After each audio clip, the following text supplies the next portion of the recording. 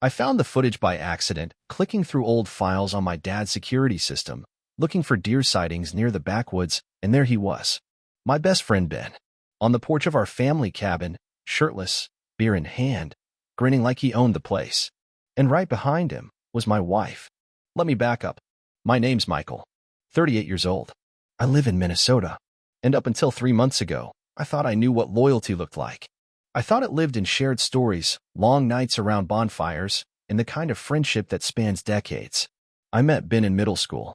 We rode the same bus, threw snowballs at the same girls, got matching scars from jumping off the same rusted bridge into the river one summer when we were 12. He was the best man at my wedding. He was the godfather to my son. And for the last 2 years, he was also the man I called every fall when it was time to head up north to the cabin. Just us, he'd always say. Just fishing with the guys. Except this past trip, the one from a few weeks ago, he didn't invite me. Said it was last minute. Said it was just him and a few coworkers. No offense, D, he told me. Just needed a break from real life. You get it, right? And I did. I mean, I thought I did. I've got a family, a job, bills. Not as much room for wild weekends anymore. So I let it go. But then something started bothering me. That weekend, my wife, Grace, said she was taking a solo trip to her sister's place. Girls' weekend, she called it. Wine, movies, board games. I didn't question it. Why would I? But when she came home, there was this shift. She was quieter. Didn't talk much about her trip. Her suitcase stayed in the hallway for 2 days, which wasn't like her. And she started sleeping on the far edge of the bed, like the middle had turned into no man's land. I asked once, gently, if everything was okay. She said she was just tired. I believed her. For about a week. Then my dad called. Said the motion alerts at the cabin had been acting up again. Asked if I could take a look next time I was near my laptop. So I logged in, opened the folder, scanned through the thumbnails. And that's when my stomach dropped.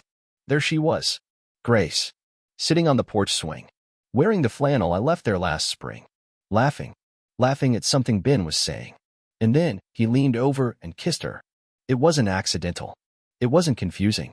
It was deliberate, practiced, like it wasn't the first time. Her hand went to the back of his neck, that little move she used to do with me when she was feeling especially close. I couldn't breathe. I clicked through more files. There they were again, cooking in the kitchen, playing cards at the table, her curling up on the couch beside him like they'd done it 100 times. Every timestamp matched the weekend she was supposed to be with her sister. My hands were shaking. I don't remember standing up. I don't remember grabbing my keys. I just know the next thing I knew, I was in my truck, halfway down the freeway, heart pounding like it was trying to outrun the truth. I didn't know what I was going to say. I just knew the lies were over. I don't remember the drive home. Just the weight in my chest, like every breath was passing through cement. I must have hit 90 on the highway. I didn't care. When betrayal crawls into your ribs like that, you don't think, you just move. Grace was in the kitchen when I walked in. Hair pulled back, loose sweatshirt, wine glass half full like it was any other Friday night. But to me, the whole room looked staged. Like I'd walked into a scene and all the actors forgot their lines. She smiled when she saw me. That same soft smile I used to believe in. You're home early, she said. I didn't answer right away. Just set my keys down. I could feel the folder in my jacket pocket, a USB stick, tucked inside a business envelope. Not as dramatic as it sounds. Just cold. Like evidence. She tilted her head. Everything okay? I looked at her. Really looked. And I don't know how I ever missed it. The edge in her voice. The slight stiffness in her shoulders. She was bracing. Not for love. For impact. I need you to tell me something, I said. My voice was quiet. Too quiet. Where were you the weekend of the 17th? She blinked, like I'd asked her for her blood type. I told you, she said. I was at Hannah's. Why? I nodded. Reached into my jacket. Pulled out the envelope and set it on the counter. She stared at it like it might explode. What's this? Security footage, I said. From Dad's cabin. Something flickered across her face then. Barely there, but enough. Ben told me he was up there, I added. Said it was just him and some guys from work. She didn't move. So imagine my surprise, I continued, when I clicked through the files and saw you sitting on the porch swing. In my flannel. Her lips parted, but no words came. I stepped closer. Saw you in the kitchen. In the bed. With him. She turned away then. Just for a second. Like if she didn't look at me, it wasn't real. I wanted to believe you, I said.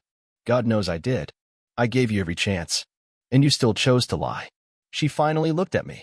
It wasn't planned, she whispered. Those 3 words. Like they could roll back the clock. Like spontaneity made it better. I didn't mean for it to happen, she added. I wanted to laugh. I really did. Because that's what people always say when they've crossed a line with both feet and are standing knee-deep in the wreckage. Did you sleep with him? I asked. She hesitated. And in that breath of silence, I knew. Yes, she said, barely audible.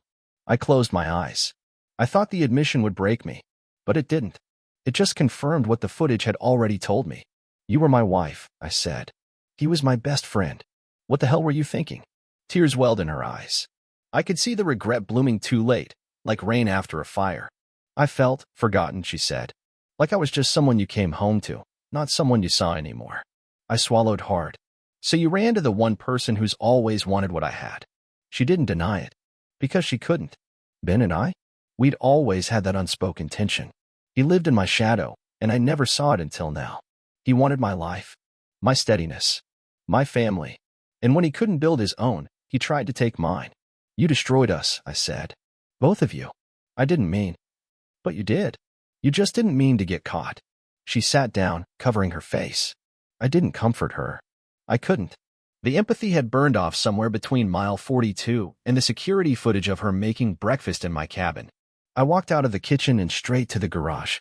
I needed air, space, sanity. And for the first time in our marriage, I didn't look back. Because whatever came next, it wasn't going to be us anymore. I didn't sleep that night. I sat in the garage, in the old camping chair we never got around to throwing out, staring at the shelves lined with half-used paint cans and forgotten tools. My phone buzzed more times than I could count. Grace. Then Ben. Then Grace again. I didn't answer. What was I supposed to say? That I forgave them? That I understood? No. I wasn't ready for forgiveness. I was barely ready for language. Sometime around 3 a.m., I texted my brother, Matt. Told him I needed to crash at his place for a while. He replied instantly. Just 3 words. Come on over. That's the kind of man he is. We don't talk much, don't swap holiday recipes or double date at the lake. But when the world starts crumbling, Matt shows up, silent, steady, and always with a spare key. I packed a bag in the dark. Clothes. Toiletries. The USB stick. When I got to his place, he didn't ask questions. Just opened the door, nodded toward the guest room, and said there were clean towels on the bed. We didn't talk until morning. Then, over black coffee and the kind of silence that only brothers know how to fill, I told him everything. Start to finish. From the fishing trip lie to the kiss on the porch to the way Grace looked at me after I said her name and couldn't find the woman I'd married anymore. Matt didn't interrupt. Just listened. When I was done, he set his mug down and said, I never liked Ben. I gave a half laugh. Why? He always wanted to be you, Matt said. And people like that, they don't just admire you. They resent you. That hit me harder than I expected. Because somewhere, deep down, I'd known that too. I just didn't want to believe it. Grace sent a long message that afternoon. Said she didn't know how to undo what she'd done. Said she never expected me to forgive her, but hoped we could talk. I didn't reply. Ben's message came next. A voice memo. His voice was quieter than usual, no swagger. No jokes. He said he was sorry. That he'd made a mistake. That it wasn't supposed to happen, but once it did, he didn't know how to stop. That he missed me. I stared at my phone like it belonged to someone else. He missed me? He missed me? This man, who'd held my kid, toasted my marriage, who knew what grace meant to me, he missed me? I wanted to throw the phone across the room. But I didn't. I just sat there, letting it burn in my hand. Because here's the truth no one tells you. Betrayal isn't a clean break. It's 1,000 tiny cuts that show up at the grocery store, in old photos, in songs you forgot she loved. Everywhere you go, it follows. Matt came home from work and found me in the backyard, splitting firewood. I hadn't planned on it. Just found his axe and let instinct take over. Something about the rhythm helped. The swing. The crack. The splinters flying free. You staying for dinner? He asked. I nodded. We didn't talk about the past. Not that night. Instead, we ate grilled chicken and mashed potatoes and watched a rerun of some cop show we used to love when we were kids. For a moment, it felt normal, like life could still hold shape. But later, lying in the guest bed, staring at the ceiling, I realized something. I couldn't stay frozen in this middle place. I needed answers. Not from Grace. Not even from Ben. I needed to go back to the cabin. To the place where the lie was born. To the one place that still held the truth, whether I wanted to see it or not. I got up before sunrise, packed a thermos of coffee, and hit the road. The drive north used to be my favorite thing. Winding past frozen lakes, through tunnels of pine and birch, watching the sun scatter gold across the treetops. It always felt like stepping outside time, like the world couldn't touch us up there. But this time, it felt like driving straight into a wound that hadn't scabbed over yet. The cabin was quiet when I pulled up, still standing like it had every fall and winter since my dad first built it back in '89 with nothing but grit, borrowed tools, and too much coffee. The porch swing swayed a little in the wind. I sat in the truck for a while before getting out. Couldn't make myself open the door right away. Couldn't shake the image of her there, laughing with him. My flannel on her shoulders. Her hand on his knee. My whole life rewritten in 10-second clips. When I finally stepped inside, the place smelled like cedar and dust. Familiar, but wrong now. I opened every drawer. Every cupboard. I wasn't sure what I was looking for, maybe signs of her. Her mug. Her lotion. A scarf tucked behind a couch cushion like she always used to leave. But there was nothing. They'd cleaned up well. Too well. I checked the DVR next. My dad's system recorded a feed every time motion was detected, for exterior cameras, and, as I suddenly remembered, one inside the main living area. He'd added it a few years back, after a break-in during the off-season. I hadn't told Grace about it. Honestly, I'd forgotten about it myself. Never thought I'd have a reason to check. I clicked through the archive, and there they were. Day 1, 3:12 p.m., Ben arrives first. Alone. He unlocks the door, walks in like he owns the place. Day 1, 4:48 p.m., Grace pulls up. Same silver SUV she's driven for 5 years. Gets out, looks around. She's not nervous. Not sneaking. Just familiar. Like she's been here before. They hug. Kiss. She drops her bag inside like it's a hotel. My hands clenched into fists. But then something caught my eye. A frame, just before midnight, first night. Ben steps out onto the porch, pacing, phone to his ear. He's agitated. Not the smug, relaxed version I expected. He says something.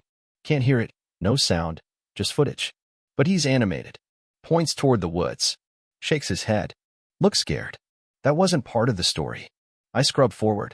Day 2, 6:03 p.m., Grace is cooking dinner. Ben sitting on the couch, looking at a laptop. His face is tense. Not romantic. Not smug. Just off. I paused the feed. That's when I remembered Ben borrowed my dad's old laptop. Said his was acting up. I'd shrugged at the time. But now I was wondering if maybe that wasn't the whole truth. I checked the desk drawer. There it was. Still here. In it. Old. But not locked. I powered it up. The thing took 10 minutes to boot. Looked like it hadn't seen a software update since Bush was president. But when it finally opened, I found it, a folder, buried under layers of nonsense. Labeled trout. Ben never fished for trout. Inside? Photos. Screenshots. Emails. All about a company I'd never heard of, Westcliff Development. Blueprints for a housing project. Zoning complaints. A spreadsheet labeled bribes. My heart thudded in my chest. Why would Ben have this? Then I saw it, an email chain. Subject, do not discuss this at the cabin. Security active. The sender? A name I didn't recognize. The recipient? Ben. And the timestamp? 3 days before the trip. Suddenly, the picture shifted. Ben didn't just bring Grace to the cabin for a weekend fling. He brought her there because he thought he was being watched. The fishing trip? That was cover. Grace? Maybe not just a mistake. Maybe a weakness. One someone knew how to exploit. And just like that, my grief took a sharp left turn into suspicion. I wasn't just looking at betrayal anymore. I was looking at something bigger. And Ben, for all his flaws, may have been caught in something deeper than either of us ever saw coming. The next morning, I drove straight to David's office. He's an old buddy from high school, stayed local, became a cop. One of the good ones. Still calls his mom every Sunday. We hadn't talked much lately, but I knew if anyone could help me make sense of the mess I'd found on that laptop, it was him. I brought the USB. Didn't tell him the whole backstory, not yet. Just said I'd found something weird at the cabin, and I didn't know who else to trust. He scrolled through the files. His brow furrowed the deeper he got. Where'd you say you got this? He asked. Does it matter? I said. He paused, then shook his head. No. But whoever compiled this, they weren't just poking around. This is serious. Like, federal serious. He tapped the screen.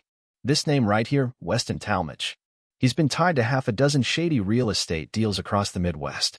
Every time things start heating up, someone takes the fall, and he walks away clean. My throat tightened. I think Ben was investigating him, I said.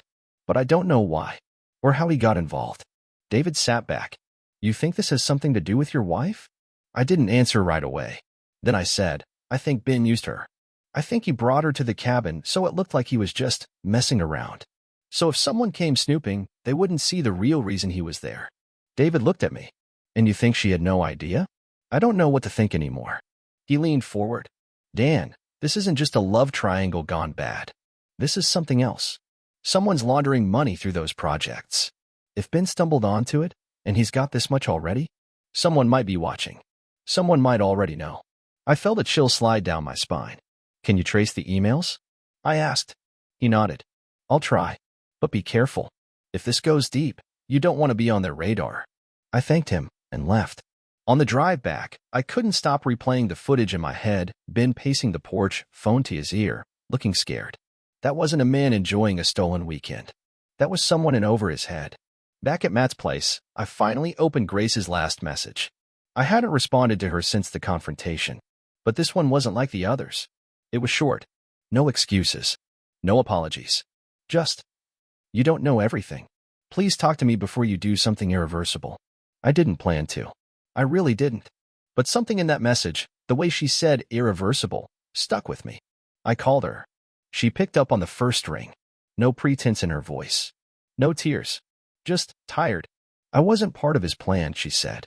I found out what he was doing while we were up there. What are you talking about? I asked. She took a breath. He didn't bring me to cheat, Dan. Not at first. He invited me up there because he thought someone was following him. He said he needed a second set of eyes. Said he trusted me. You didn't think to tell me that when I confronted you? I panicked. I thought if I told you the real reason I was there, you'd think I was making it up. I didn't say anything. I made a mistake, she said. A horrible one. But I swear to you, I didn't go up there to betray you. I went up there because Ben begged me. Said you couldn't be involved. Said it would put you in danger. The line went quiet for a moment. Then she said something that stopped my heart cold. They broke in. What? 2 days ago. Someone came into the house. Didn't take anything. Just moved stuff. Left a cigarette in the sink. Like a message. Did you call the police? She hesitated. No. I was scared, she said quietly. Ben told me if something like that ever happened, I shouldn't trust anyone. Not even the police. Why the hell not? Because he thought someone inside might be watching. He made me promise, if anything felt off, I had to call you. Only you. Me. He said you'd know what to do. That you'd find what he left. That if they found it before you did, we'd all be screwed. I gripped the phone tighter. I already found it, I said. At the cabin. On Dad's laptop. She was silent for a beat. Then you're already in it, she said. And suddenly, the betrayal that had shattered me felt like the least dangerous part of the story.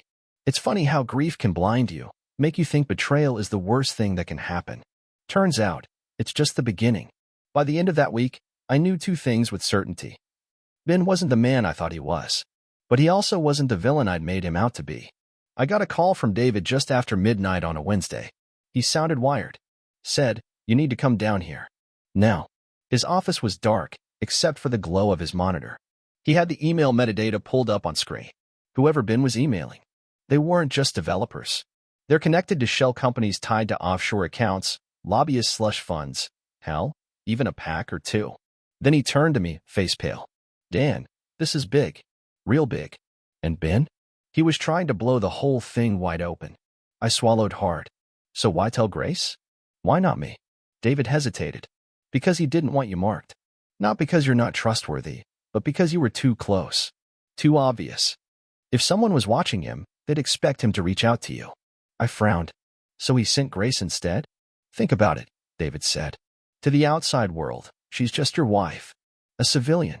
She was off the radar, not part of Ben's business circle, not on any list. That made her useful. And expendable. My stomach turned. He trusted her, I said. Or he used her, David replied. Either way, he thought it was safer than dragging you in directly.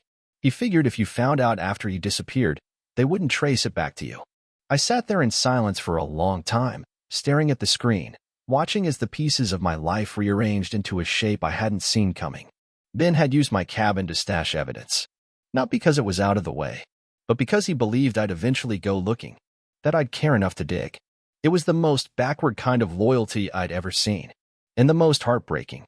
I stayed at Matt's that night, staring at the ceiling like I was waiting for it to collapse. The next morning, I drove home, to my house. Not because I was ready to forgive Grace, but because I was ready to reclaim what was mine, not just the walls and the photos, but the parts of me that got buried beneath someone else's secrets. She was there, sitting on the front porch, sweater pulled tight, looking like someone who hadn't slept in a week. I didn't speak first. She did. I was wrong to go, and worse for not telling you the truth. I nodded, but I didn't sit. I think part of me, she continued, always saw Ben as someone who lived without fear. And in a moment of weakness, I mistook that for strength. She looked up at me. You've always been strong. Just in a quieter way. And I forgot how rare that is. I didn't have the words for what I was feeling. Not yet. So I asked the one question I'd been carrying since this all began. Did you love him? Her eyes softened. Not with affection, with regret. No, she said. But for a few days, I envied the life he pretended to offer. That was honest. And somehow, that honesty did more than any apology could. I didn't take her hand. But I didn't walk away either. Instead, I told her what I'd found. About the files. The emails. The bigger picture Ben had died trying to expose. She cried then. Not for us. For him. I didn't know, she said. I thought it was just guilt, or loneliness, or something broken in me. I looked at her. No, I said. It was a lie we both got pulled into. Doesn't make it right. Doesn't make it go away. But now we know. And now we decide what comes next. We didn't make any promises that day. Didn't talk about second chances. We just sat on that porch, quiet, shoulder to shoulder. Two people who'd lost the same friend, the same illusion, and maybe, eventually, might find a different kind of beginning. David turned Ben's files over to the feds a week later. The news didn't cover it. Too buried. Too dirty. But arrests were made. Slowly. Quietly. Justice. The kind that creeps instead of shouts. As for the cabin, I go up there once a month now. Sometimes alone. Sometimes with my son. We fish. We cook. We sit on the porch swing. And sometimes, when the sun hits just right, I remember Ben pacing, worried, doing something brave and stupid for all the right reasons. He made a mess of my life. But he also gave me the truth.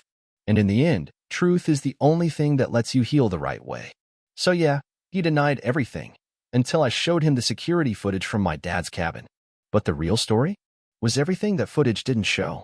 The fear, the fire, and a man trying to make things right before it was too late. Because sometimes, betrayal breaks you. But sometimes, it wakes you up, and you never see the world the same way again.